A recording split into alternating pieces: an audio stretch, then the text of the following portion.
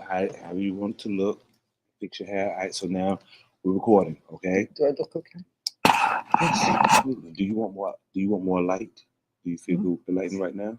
It's All right, fine. that's gonna capture you. We're gonna highlight that up right now, okay? Testing, 1, 2, 3. We're gonna do a test right quick on sound.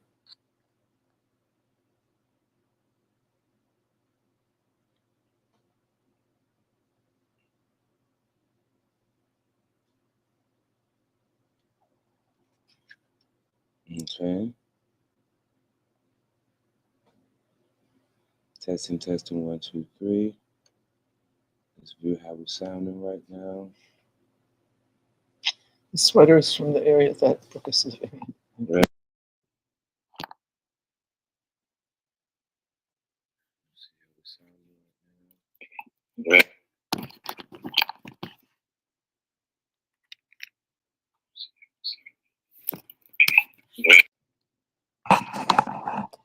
Let's go in a second. Check. 1, 2, 3.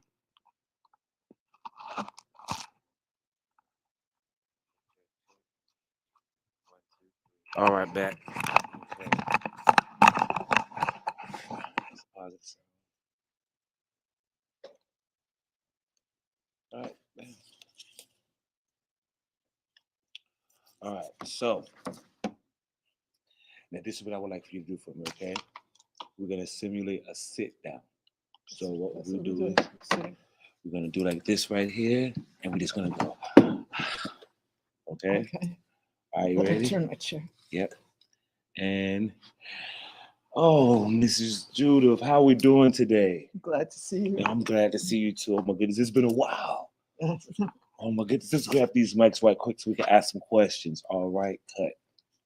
That's amazing. That was amazing. Okay.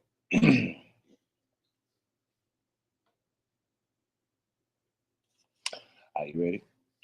Yes, All let's right. go. So, Mrs. Judith, we have a lot of questions that we're going to ask you, but only a few for the world to know about, okay? First and foremost, please tell the people who are you, what you represent, and what have you been doing to better this world in this climate that we're living in today. There you go. That's a lot. My name's Judith Van Ham. It's spelled with an E. Can I tell them the story? Yes. Okay. I was my mother's first child, and she was very sick while she was expecting me. So the doctors recommended an abortion, and instead, my parents decided to pray to St. Jude. When I was born, she did have a near-death experience. St. Jude is the patron of accomplishing the impossible, and we both made it through, and I'm here to get the impossible done. Yes. Absolutely. You're impossible. Oh, I should say my name is Judeth, Judeth, named after Jude Thaddeus. Jude Thaddeus. But see, you've been breaking barriers coming up through the years, graduating first in your agriculture class, that architecture class Yeah. at the University of Michigan, at a time when the field was even more male dominated. What internal drive or vision pushed you to excel, and how did that influence your later work in the city planning? Well, believe it or not, I never planned to be an architect. My family was in construction, and my mom wanted me to be an architect, so she sent me to architecture school. I thought, well, I'm here, I should do a good job, and that's how I ended up being at the top of the class. But while I was there, I learned about the field of city planning, and that really interested me.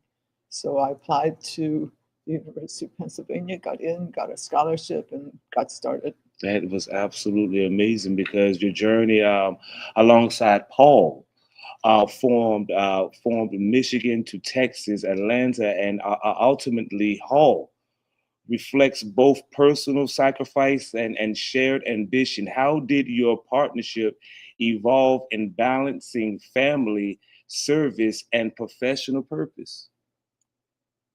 Um, should I just kind of say how I got here? Yes. Okay, so I went to Michigan, and from there I went to Penn, and then Vietnam came up. and I had gotten married. I married an architect from the school, and he realized he was vulnerable to being drafted and decided to instead offer his services as an architect to the Army. Mm.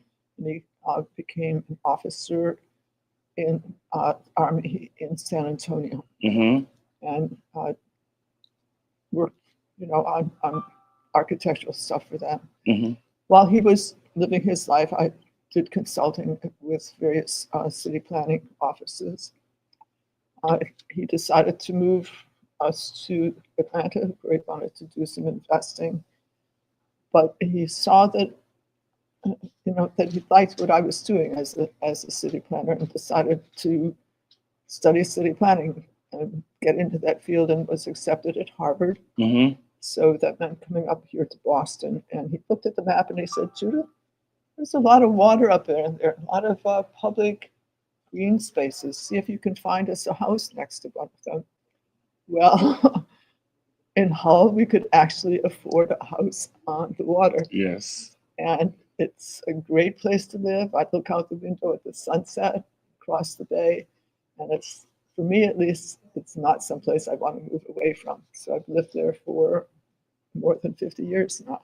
Good. And that's how we came to meet each other That's so how we well. got to meet each other. And I'm so honored to know that. Listen, this right here is some of the best questions. These final few questions right here. The experience in George Washington Boulevard clearly became a turning point for you. Can you walk us through how that single moment transformed into a long-term vision Project. for safer I'm sorry. Let me repeat the question again. Cut. All right, you ready? Sure. All right.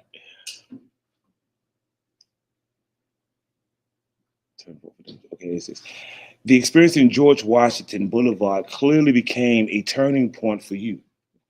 Can you walk us through how that single moment transformed into a long-term vision for safer, innovative transportation systems? Sure. When I got to Hull, I helped my husband with community development, and I chose some personal projects I wanted to work on. I started the Hull Life Saving Museum, working with 3 men who bought the carousel at my request at auction.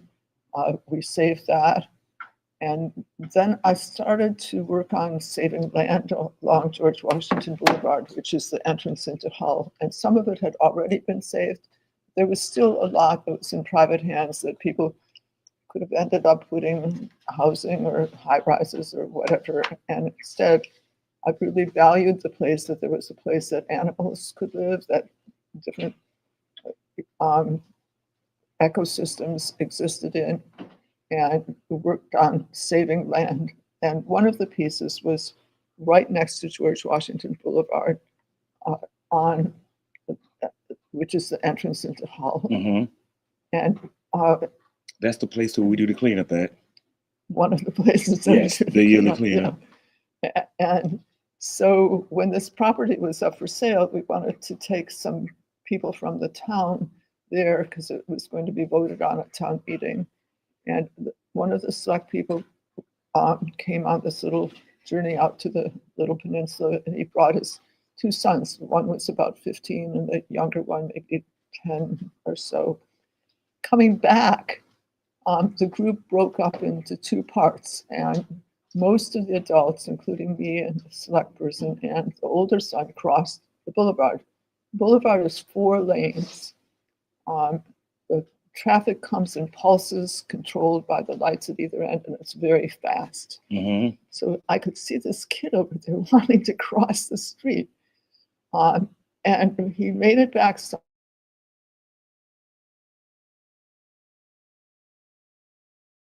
Well, what could we do to reduce the amount of traffic on the street so that you could have a crosswalk? And I did some research, and that just meant looking online, seeing what there was, Mm-hmm. And I came across JPODS, JPODS, Yes. It's something that Bill James is working on. Bill is a graduate of West Point, and when he worked in a factory, moving things through the factory, and he realized we could do something similar, moving people, and invented J-Pods. So if you can imagine, what exactly? Because I want this. That was leading to my next question. So I had the chance to see a version of these J-Pods. Yes. Okay, so now we went to West Virginia. We saw a version of it. We got inspired, and then we reached out to other industries. Whereas, and we had Bill James speaking to some people that was South Sudan. Right. Iraq jumped. No, Iran. Iran. Iran jumped on board, but then we. I think it was Iran. Yeah, it was Iran, but now we have a little war going on. Yeah, so that's stopped. That stopped right now. But soon as we get everything straight with that, we will be moving forward. And I'm glad that we had a chance to document these monumental moments as this woman actually, this luminary, pushes forward to do something like this. And like I said, these are the first building blocks to the how they utilize Living Legends family. And with that being said, your advocacy for solar powered transportation is both local and global in impact. If your vision were fully realized, how would it transform not just Hall, but the way communities across the world think about transportation, safety, energy, and independence? Well, if you can imagine taking most of the traffic off the streets, that's what they will do, because they're fast, they're very enjoyable. You're only with people that you choose to travel with. You can see all the scenery around you. There's no waiting. You get to stations, they're waiting for you. You don't have to stop at a traffic light. You don't have to wait at a bus stop, and you get close to where you're going. You might get a little walking in, which is healthy for everybody. And they're relatively inexpensive, so much so that taxes are not required to build them. Investors are interested in investing in them and making money off of them. Absolutely. And the bill that we're proposing will require that 5% of the revenue, the profits, go back to the communities that they go through. So everybody, whether you're a passenger, this is less expensive than owning a car by far, or whether you're a bike rider and could bring a bike on these to, to be at both ends, or whether you want to stay in your car and just have less traffic to deal with. Absolutely. Everybody benefits. And the businesses along the way, businesses locate where people change transportation. So every station will be a location for businesses.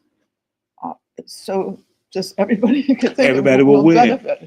And with that being said, Mrs. Judith, we have been on this journey. You've been on this journey for a little over 20 years. I would like to thank Bob Hedlund and following him, Pat O'Connor, my state senator, because they're hanging in there too. And right now, what Pat O'Connor is planning to do is, I was in South America with my grandson during the past years. I missed some of the hearings. So what we're planning to do is take the bill, and this is about the third time that we're working on it, and connect it to another bill to go through the legislature.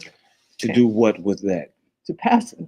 And what that will mean is that then it can be built on state roads. It doesn't.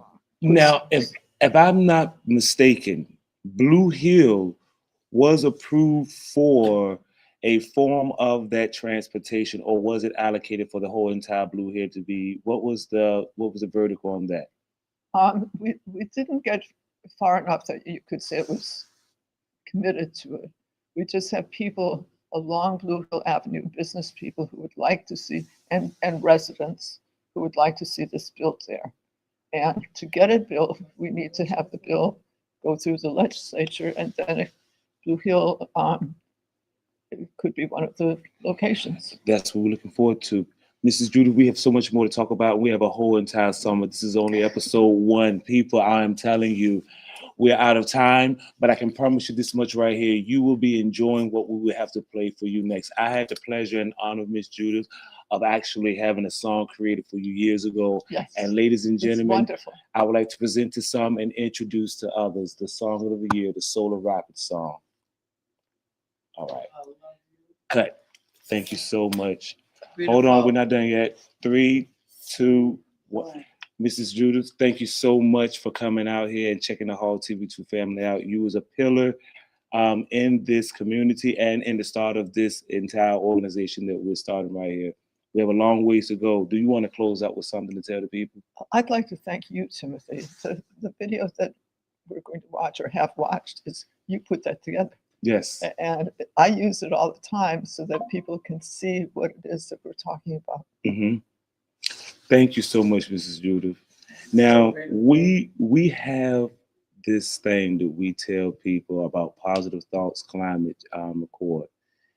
And there's a special number, 90,000. This is a slightly different topic, okay? Mm-hmm. The other thing that I'm working on, I call the Positive Thoughts Climate Strategy. And it only requires your thinking. The theory that goes with it is that thoughts are powerful and that they are waves. And the power of a wave is equal to the square of its size. So if I can get 90,000 people Mm-hmm. to hold the same thought, think it many times a day, it'll be like 90,000 squared, which is 8.1 billion. And we've just a little more than that number of people on Earth. The thought is, I'm grateful for a peaceful Earth with a healthy climate, healthy land, healthy air, healthy water, healthy trees, healthy people, and all its species. And I have a little drawing, which I'll show you. You can put it on We later. can put it up. And if people would think that thought, there is a Facebook page. It's called Positive Thoughts Climate Strategy. It's on Facebook. I don't spend a lot of time on it, but Please join. sign up, yeah, and bring more people so that we get to the 90,000. Thank you. All right, people. All right, people, thank you so much for coming out here and check out the Hall TV2 family. We will be sure to get right back to you and let you know exactly what we got going on. Right now, these are the building blocks and the foundations. Mrs. Judith, thank you so much for coming out here. All right, see you guys later. See you again. Yes. Thank you. And That was that's wonderful. It. That's it. Beautiful.